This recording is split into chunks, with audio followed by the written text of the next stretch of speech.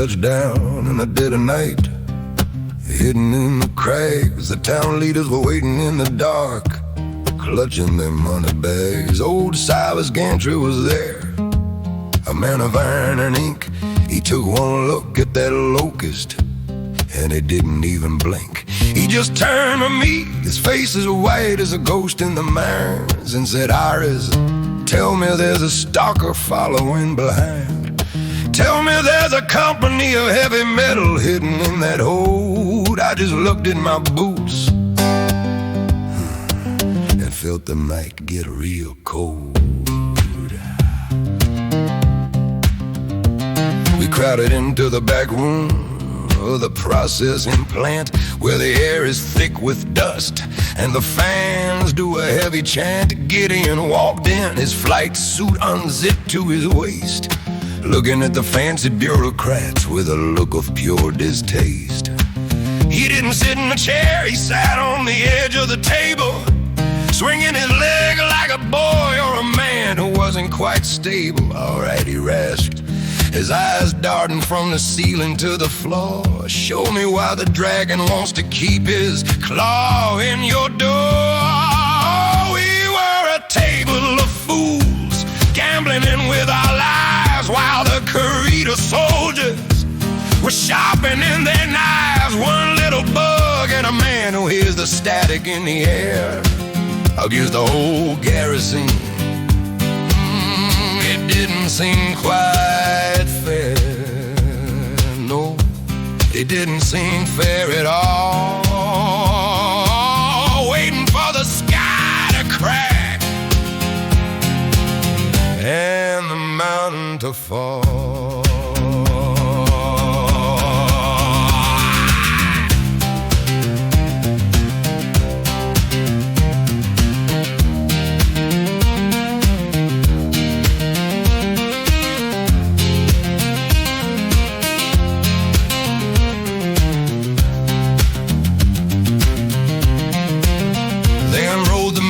The big ones, the ones that show the veins, the tunnels that run like blood through the mountain's brains.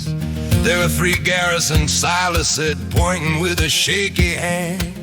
Panthers in the valley, dragons ruling the flatland. If they see you stirring, they'll squash you like a spark in the rain.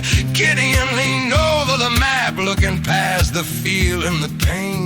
He didn't look at the bases, he didn't look at the walls. He was looking at the ventilation shafts and the narrow transit halls.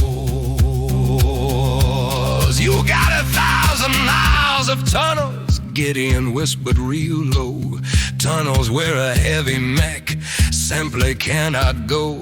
You got thermal vents that'll scramble the sensor sweep, and ridges so sharp even a hover tank will weep." Then he looked at me and kissed. He started to laugh, not a happy laugh, mind you, not a laugh for a photograph. It was a sound like a grinder hitting the rusted out plates, a sound that said he wasn't afraid of any kind of fate. Oh, we were a table of fools, gambling with our lives, while the Terra soldiers were sharpening their knives. One little bug in a mat who hears the static in the air against the whole garrison. It didn't seem quite fair.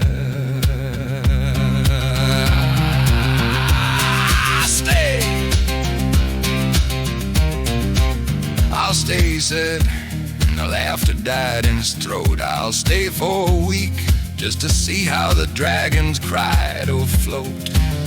But don't call me a sailor and don't call me a friend. I'm just here to see how many rules I can bend." He stood up and walked out into the soot and the dark, leaving us sitting there waiting for a spark. Silas looked at me and said, "Aris, you brought us a ghost." And I realized right then it was the ghost to be our host.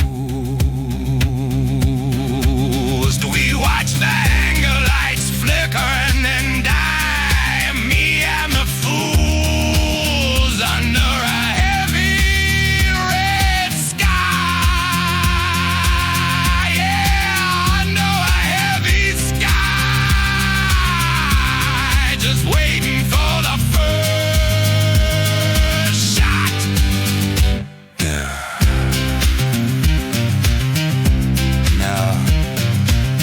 That's when the first bolt flew.